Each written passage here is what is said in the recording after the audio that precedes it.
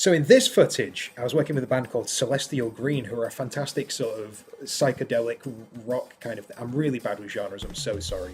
All I know is that I really enjoyed it, and I really enjoyed working with these guys, so you go and check it out. There'll be a link to it. If it's not out yet, I'll definitely put a link to it once it's out, so watch this space. What we wanted from this was a live studio recording with a video for it.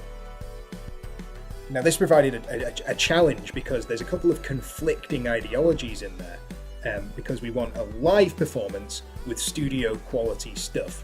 Now, when you do studio quality stuff, you want to isolate them as much as possible. That's why multi-tracking is so effective in when you do it when you want to have a high quality sort of capture, because that means that the things are isolated.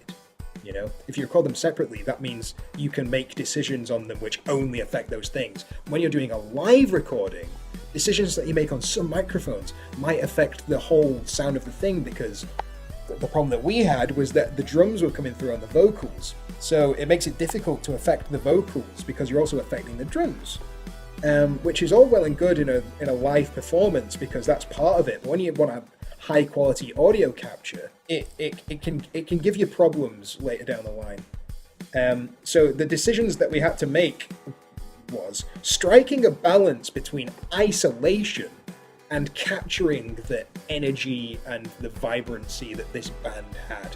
And that comes from eye lines, interactions, the decisions that they're making as musicians, which the other musicians are responding to. That's the magic of it.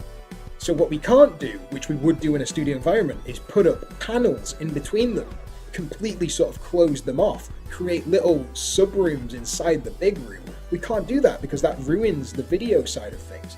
So that was a really interesting thing to work with. We managed to put the amps in the vocal booth facing opposite directions. We DI'd everything that we could and then sent them to amplifiers in different spaces. So they were playing at the same time, being captured at the same time. That I didn't like reamp them or anything, but that gave us some much needed isolation. So the only problems that we really had were the vocals being affected by the drums, which was a brilliant reduction in problems. Now, the drums coming through on the vocals was a big problem that we had to deal with, but you know, a bit of a challenge is always accepted.